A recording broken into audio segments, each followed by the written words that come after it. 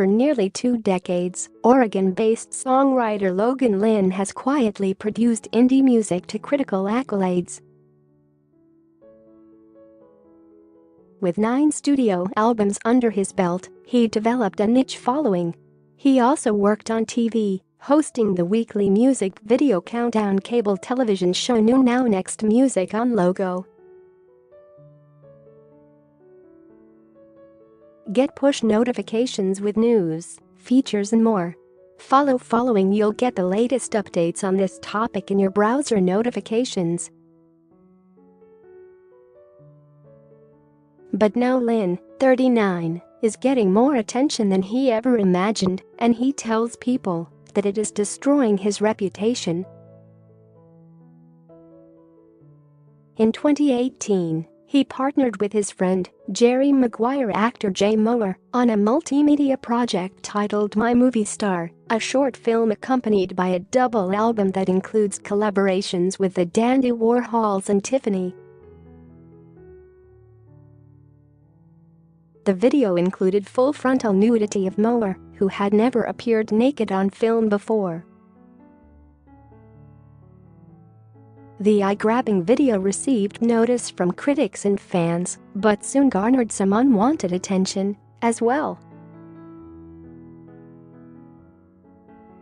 Shortly after the release of My Movie Star, the online bullying started, especially on a particular Reddit subgroup, where fans of the shock jocks Opie and Anthony began weighing in.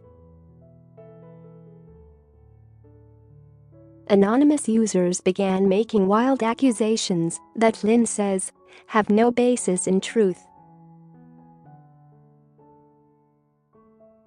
They alleged that he had molested children, was a serial rapist and other unprintable allegations. They photoshopped his face onto pornographic images, created memes with racist sayings that they falsely attributed to Lynn, and even alleged that he was a member of a prominent pro-pedophilia organization. As the bullying intensified and the unfounded allegations grew more sinister, Lynn worried that his reputation would suffer. He spent hours blocking and reporting abusive posts to no avail. Confused how so many people could bully him with seemingly no repercussions, Lynn reached out to Reddit, who he says declined to take action. Reddit did not return people's messages for comment. "I usually try to lampoon this type of bigotry," Lynn, who is openly gay, tells people, "and I've been doing that here as much as I can. But it's hard to find a punchline in what most of these people are saying and doing. It's really sick, and I'm shocked that Reddit would allow such a large group of people to organize homophobic bullying on their site."